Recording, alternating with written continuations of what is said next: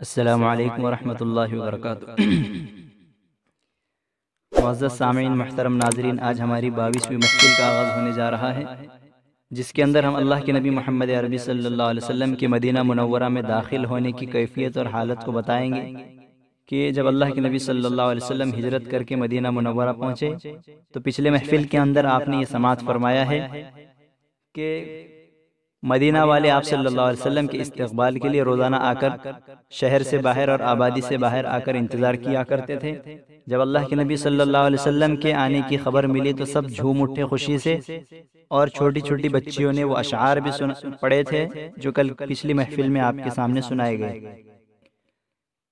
آپ صلی اللہ علیہ وسلم مدینہ میں داخل ہو کر سب سے پہلے بنی عمر بن عوف کے محلے قباء میں رونق افروز ہوئی۔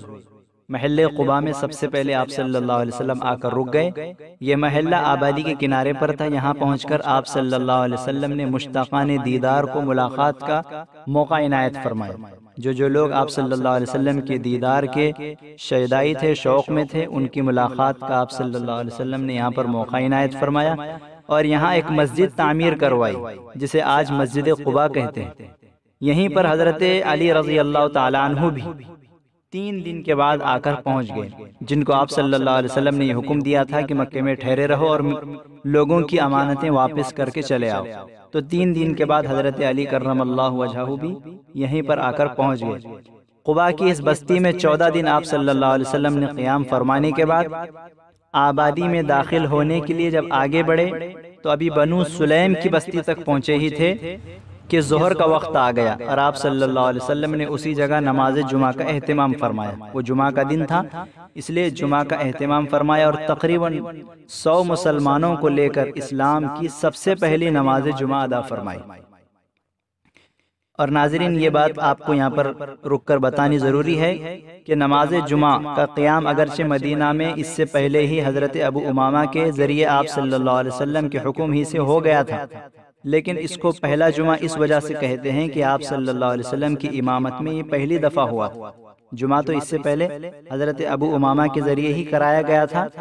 لیکن یہ آپ صلی اللہ علیہ وسلم کی امامت میں پہلا جمعہ ہونے کی وجہ سے اس کو پہلا جمعہ کہا جاتا ہے۔ تو جمعہ کا آپ صلی اللہ علیہ وسلم نے خطبہ دیا، اور اس خطبے میں چونکہ یہ اسلام کا سب سے پہلا جمعہ تھا، اس لیے یہ جمعہ کا خطبہ ہر اعتبار سے اہمیت رکھتا ہے۔ آپ صلی اللہ علیہ وسلم نے جمعہ کے خطبے میں اللہ کی حمد و ثنا کے بعد ایمان کی بنیادی باتوں کا ذکر کرتے ہوئے بے ایمانوں سے اپنی بیزاری اور برات کا تذکرہ فرمایا کہ جو ایمان نہیں لائے اور اللہ اور اس کے رسول کو جو نہیں مانتے، میں ان سے بیزار ہوں اور ان سے میں برات ظاہر کرتا ہوں۔ اور یہ بھی فرمایا کہ جہل اور گمراہی کے گھنے اندھیروں میں خدائے بے نیاز نے اپنے بندوں کی ہدایت کی خاطر مجھے ہدایت کا آفتاب بنا کر بھیجا ہے، اس لیے جو خدا کی اور اس کے رسول کی برحق اتباع اور پیروی کرے گا وہ کامیاب ہوگا اور بامراد ہوگا، اور جو روگردانی کرے گا، منہ پھیر دے گا، وہ ناکام اور نامراد ہوگا۔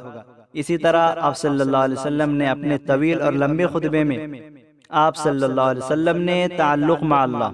اللہ سے اپنے تعلق کو جوڑنے، اللہ سے تقوی حاصل کرنے اور آخرت کی فکر کرنے اور اپنے اعمال میں اللہ تعالیٰ کی رضامندی کی نیت رکھنے کی بار بار تاکید فرمائی۔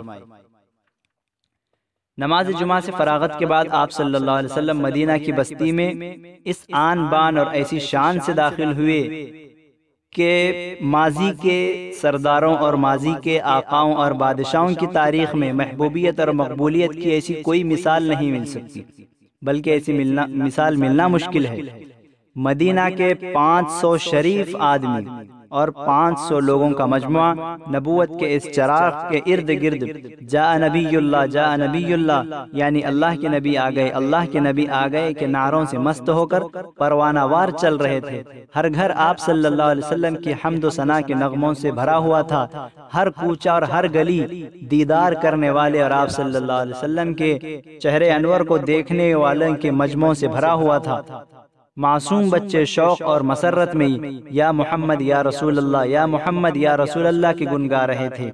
بستیوں کی بستیاں سراپا چشم بنی ہوئی تھی اور امنڈ کر آپ صلی اللہ علیہ وسلم کے دیدار کے لیے آ رہی تھی۔ ہر شخص اس بات کا آرزومند تھا کہ آپ صلی اللہ علیہ وسلم اس کے گھر مہمان بنے۔ ہر فرد یہ خواہش لیے ہوئے تھا کہ اس کے گھر کو آپ صلی اللہ علیہ وسلم اپنے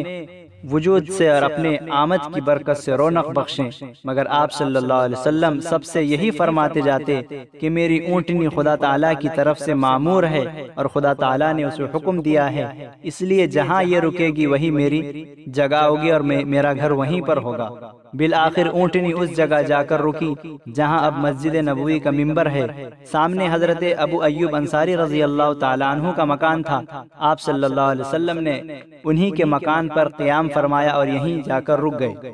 حضرت ابو ایوب انصاری رضی اللہ عنہ کا یہ مکان 2 منزلہ تھا۔ آپ صلی اللہ علیہ وسلم نے آنے جانے والوں کی سہولت کے پیش نظر نیچے کا حصہ پسند فرمایا اور گھر والوں کو اوپر رہنے کی ہدایت دی۔ اور ناظرین، آگے یہ بات بھی آپ کو بتاتا چلوں کہ اگر یہ کہا جائے کہ آپ صلی اللہ علیہ وسلم مدینہ منورہ پہنچ کر ابو ایوب انصاری رضی اللہ تعالیٰ عنہ کے نہیں بلکہ اپنے ہی مکان میں رکے تھے تو یہ بے جا نہ ہوگا اور غلط نہ ہوگا۔ کیوں؟ وہ اس لیے کہ آپ صلی اللہ علیہ وسلم کی آمد سے پہلے اور آپ صلی اللہ علیہ وسلم کی پیدائش سے کافی عرصہ پہلے یمن کے ایک بادشاہ سفر کے دوران مدینہ منورہ کے قریب سے جب گزرا تھا تو یہاں پر مدینہ کے پاس رکا تھا اور یہاں پر پڑاؤ ڈالا تھا۔ اس کے ساتھ بہت سے علماء بھی تھے، تورات اور انجیل کے علماء بھی تھے۔ ان لوگوں نے آسمانی کتابوں کی نشانیوں سے پہچان کر بادشاہ کو یہ بتلایا کہ یہ سرزمین یعنی یہ مدینہ منورہ خاتم الانبیاء صلی اللہ علیہ وسلم کی ہجرت گاہ ہے، یعنی آخری نبی صلی اللہ علیہ وسلم اس جگہ پر ہجرت فرمائیں گے، ہم کتابوں کی روشنی میں یہ بات کہہ رہے ہیں۔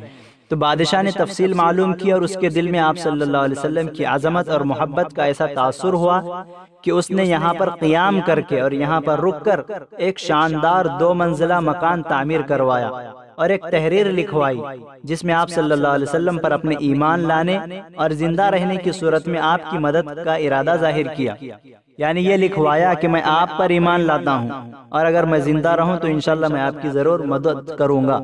یہ ارادہ ظاہر کیا اور گزارش کی کہ یہ مکان جو میں نے آپ کے لیے تعمیر کروایا ہے وہ آپ اپنی رہائش کے لیے اور اپنے رہنے کے لیے اس کو قبول فرما لے۔ پھر اس تحریر کو چمڑے کی ایک نلکی میں محفوظ کر کے مدینہ کے ایک شریف اور بزرگ آدمی کے حوالے کر دی کہ وہ آپ صلی اللہ علیہ وسلم کے ظاہر ہونے تک اس تحریر کو اپنی امانت میں رکھیں، پھر جب آپ صلی اللہ علیہ وسلم آ جائیں تو ان کی خدمت اقدس میں پیش کر دیں۔ کہا جاتا ہے کہ یہ مکان جس میں آپ صلی اللہ علیہ وسلم اللہ کے حکم سے رکے ہوئے تھے یہ وہی مکان تھا اور حضرت ابو ایوب انصاری رضی اللہ تعالیٰ عنہ انہی بزرگ کی اولاد میں سے تھے۔ اور ناظرین، یہ پچھلے پارٹوں کے اندر آپ نے یہ بات سماعت کی ہے کہ یثرب مدینہ منورہ کا پرانا نام تھا۔ یثرب سے مدینہ منورہ یا طیبہ کس طرح نام بنا، اس کی بھی تھوڑی سی تفصیل کو ہم جانتے ہیں کہ یثرب کے معنی ہے سنگلاخ اور شوریدہ جگہ کی، پتھریلی زمین، سنگلاخ زمین کے معنی آتے ہیں یثرب کے۔ یہاں کا موسم سخت تھا، کئی صحابہ کرام یہاں آ کر بیمار ہو گئے تھے، یہاں تک کہ اکثر صحابہ کرام رضوان اللہ تعالیٰ علیہ مجمعین کمزوری کی وجہ سے بیٹھ کر نماز پڑھنے لگے تھے۔ آپ صلی اللہ علیہ وسلم نے یہ صورتحال دیکھی تو اللہ تعالیٰ سے اس شہر میں برکت اور آب و ہوا میں خوشگواری اور مسلمانوں کے دلوں میں یہاں کے قیام کی تمنا کی دعا فرمائی کہ جو ہجرت کر کے صحابہ کرام آئے ہیں ان کے دل میں یہاں کے شہر کی محبت بس جائے اور یہیں پر وہ رکنے پر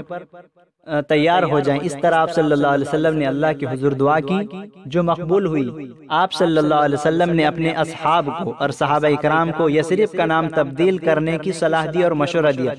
تو اصحاب کرام نے کوئی اور نام تجویز اور پسند کرنے کے بجائے اپنے آقا کے نام سے موسوم کر کے یثرب کو مدینۃ الرسول کہنا شروع کر دیا، جو آگے چل کر صرف مدینہ رہ گیا۔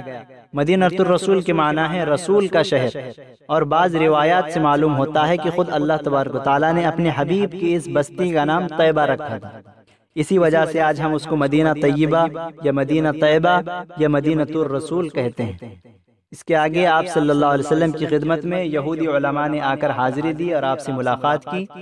اور بہت ساری آپ صلی اللہ علیہ وسلم کی نشانیاں دیکھ کر آپ کو آخری نبی ہونے کا اقرار کیا۔ انشاءاللہ اس کو اگلی محفل میں جانتے ہیں۔ یا رب صلی وسلم دائما ابدا علی حبیبک خیر الخلق کلہم۔